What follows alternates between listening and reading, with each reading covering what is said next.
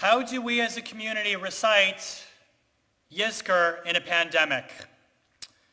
In 1999, I made a very influential trip in my life to Israel, where I was blessed to attend an amazing exhibit at Beit HaTfutzot, the Museum for the Diasporas in Tel Aviv. And it was there I learned about a beautiful book that I want to share with all of you this Shabbat. It's called Scrolls of Fire, A Nation Fighting for Its Life. This book is the magnum opus of the great Hebrew poet Abna Kovner of blessed memory. It contains 52 chapters of Jewish martyrology. In each story, as I'll show you the book, you can see is accompanied by a beautiful photo in both the Hebrew and the English, the story of a particular moment of a Jew struggling to be Jewish in Jewish history. And each story ends with a plea. It is a precious cry to God that even though the light of these souls has been extinguished, that we pray that their flame and their memory continues to endure forever.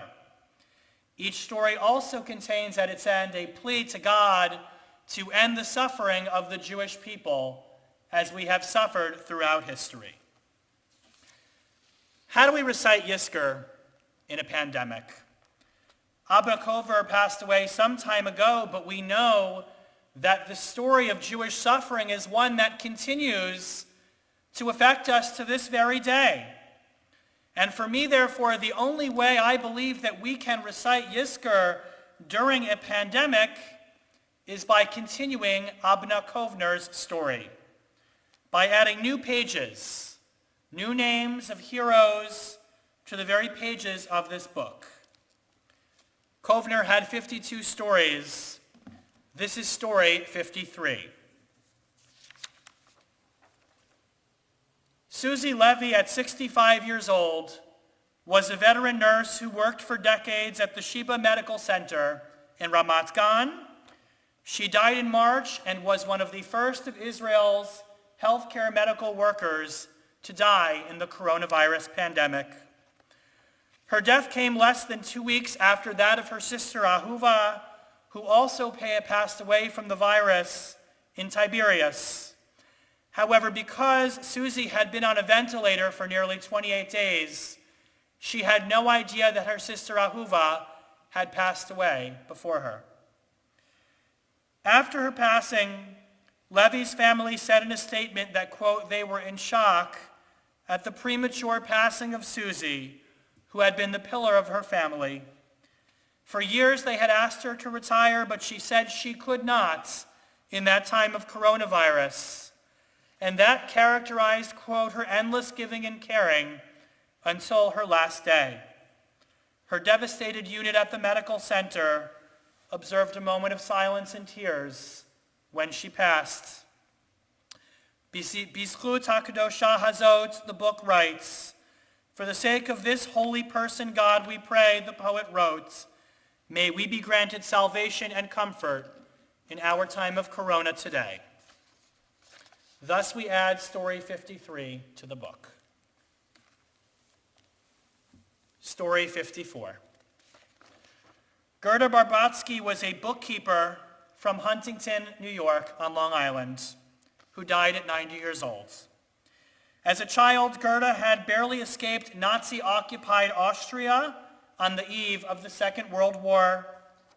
Her father, grandmother, and nearly all of her other relatives perished in the Holocaust at the hand of the Nazis. Then, believe it or not, the home that she'd fled to in Birmingham, England, was bombed by the Germans during the Blitz. Eventually, she settled in New York City. She developed breast cancer, and she beat it. She was a survivor, her grandson, Jeffrey Sorensen, said, and then this horrible thing happened. As Jeffrey sat in his home on the night of Gerda's death at 90 years old, he was unable to mourn with his family, for he too was sick and would be testing positive for coronavirus just a few days later. And so Jeffrey opened up his Twitter account. He posted a short obituary of his grandmother of blessed memory, and a link to a 26-minute interview he'd conducted with her 8 years earlier. He didn't really have any followers on Twitter and didn't expect much. But as he lay in bed, sick as a dog, his phone lit up with hundreds of comments and condolences. Ha'esh, wrote the poet, "A fire is burning in the world around us, and we have no one but God to put it out." Thus we end story 53, and we add it to the scrolls of fire as our nation fights for its life. Story number 54.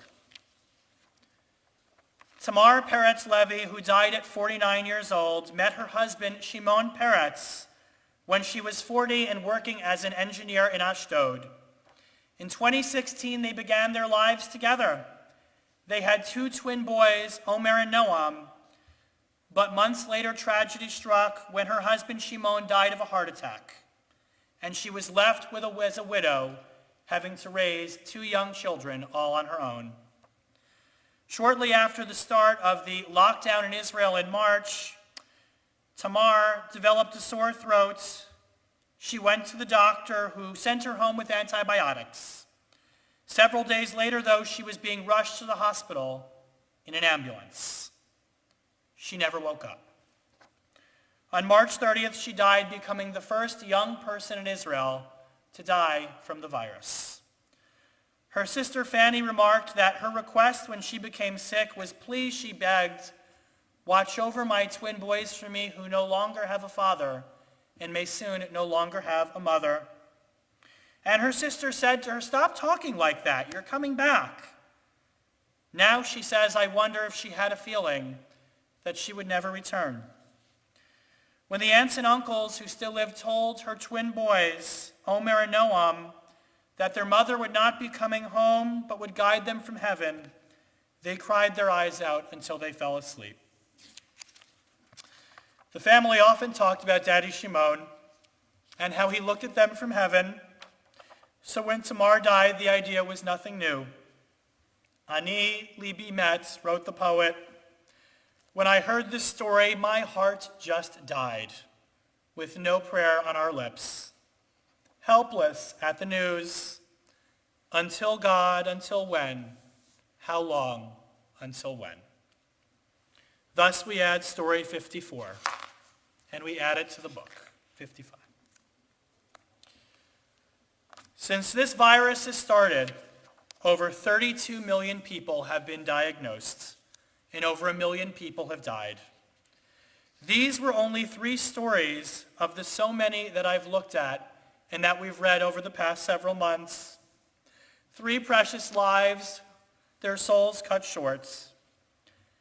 And so how do we recite Yizkor in a time of pandemic?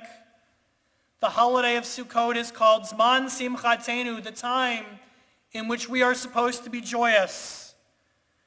But we must not forget that Shmini Atzeret, the day that we mark today, our rabbis go out of their way to tell us is no longer Sukkot. In fact, on the contrary, we are taught that on Shmini Atzeret, if we want to go sit in the sukkah, we have to remove the roof, the schach, so that our sukkah is no longer a sukkah.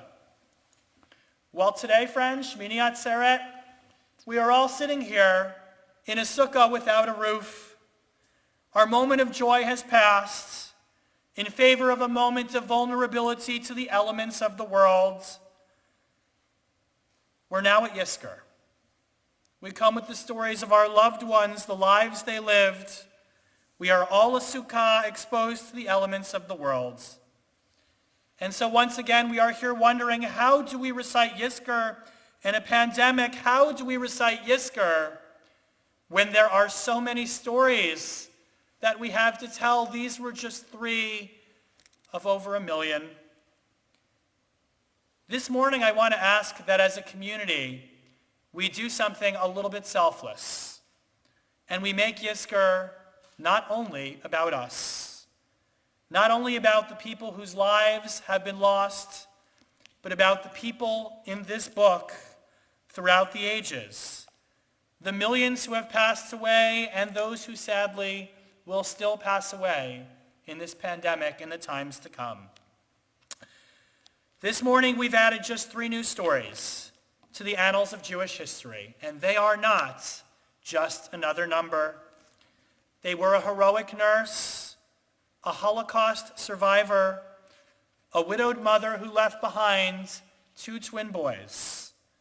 And we must therefore, Yizkor, remember them as they were and add their precious stories to the book to give meaning to their lives. Today, during a pandemic, we are not just individual Jews coming together to recite Yizkor for those who we've lost. We are this book. We are the collective soul of the Jewish people who mourns our staggering losses together. We are the living history of the Jewish world and of humanity, and the story that did not end with Abba Kovner, but one that continues to inspire us today. Today, we will add among so many stories those of a nurse who wouldn't retire, a survivor of the Holocaust who wouldn't give up, and a widowed mother beginning the prime of her life with 2 twin boys.